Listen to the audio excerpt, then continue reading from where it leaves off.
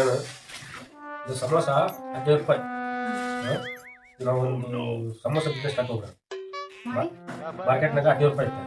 ನಾವು 10 ರೂಪಾಯಿ ಮಾಡೋಣ, 5 ರೂಪಾಯಿ ಕಮ್ಮಿ ಅಂತೇಳಿ ನಮ್ಮ ಕಡೆ ಬಂದಿದ್ದಾರೆ.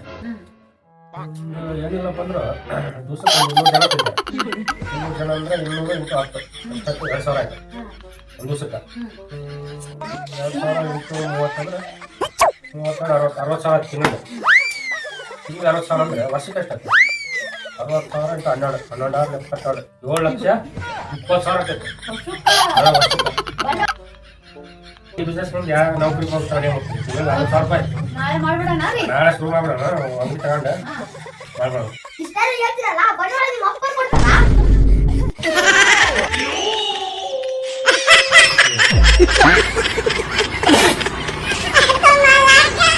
ha ha!